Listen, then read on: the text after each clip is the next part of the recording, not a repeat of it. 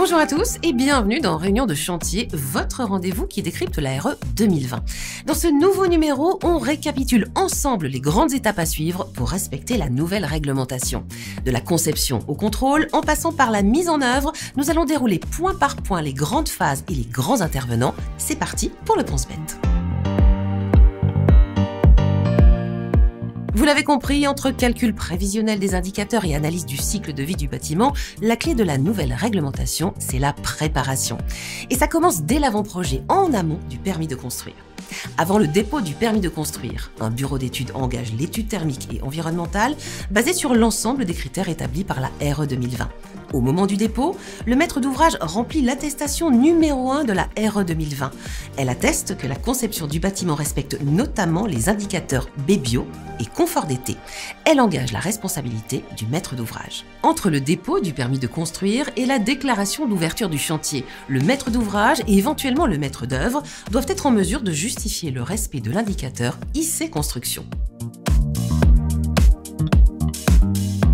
Le projet respecte ses premiers critères réglementaires, le permis de construire est délivré et la phase de construction peut débuter. L'équipe de maîtrise d'œuvre et l'entreprise investissent le chantier pour réaliser les travaux dans le respect des prescriptions techniques qui figurent dans le cahier des charges et en conformité avec l'étude thermique et environnementale. Notez bien que des tests intermédiaires de perméabilité à l'air peuvent être réalisés pendant la construction. Et qu'à chaque étape de la construction, des autocontrôles sont fortement recommandés pour s'assurer que les travaux sont réalisés dans les règles de l'art. Les travaux sont terminés et le bâtiment est prêt à être réceptionné par le maître d'ouvrage. Il est temps de s'assurer de la conformité du chantier réalisé. Deux critères sont évalués. Le premier, la mesure de la perméabilité à l'air, réalisée par un tiers indépendant qualifié. Elle est directement liée à la qualité de la mise en œuvre, d'où son importance pour les entreprises et les artisans. Les seuils réglementaires à respecter sont 0,6 m3 par heure et par mètre carré pour les maisons individuelles, 1 m3 par heure et par mètre carré pour les logements collectifs. Le second, le contrôle du système de ventilation intégrant une mesure des débits aux bouches. Il est réalisé par un tiers indépendant qualifié ou par l'entreprise en autocontrôle si elle bénéficie d'une qualification dédiée. Un contrôle global est réalisé et une attestation est délivrée par un architecte, un diagnostiqueur DPE, un bureau de contrôle ou un organisme de certification si le bâtiment fait l'objet d'une certification. C'est l'attestation numéro 2, garante du respect de la RE 2020. Le maître d'ouvrage fournit cette attestation pour déclarer l'achèvement et la conformité des travaux. Vous l'aurez compris, pour s'assurer de respecter la RE 2020, la phase de conception est primordiale. Et en ce qui concerne la mise en œuvre, n'hésitez pas à réaliser des autocontrôles tout au long de ces travaux pour vous assurer qu'ils respectent les règles de l'art et les critères de performance attendus.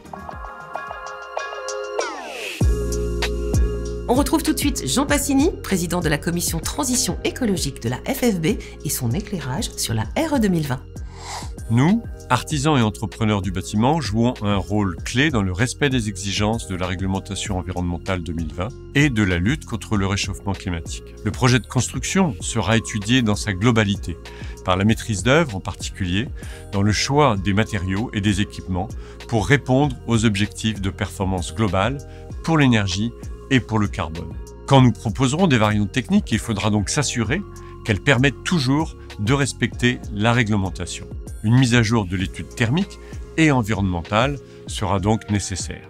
En ce qui concerne la phase travaux, la qualité de mise en œuvre dans le respect des normes doit plus que jamais être au rendez-vous. Les produits ou les équipements bas carbone vont se développer.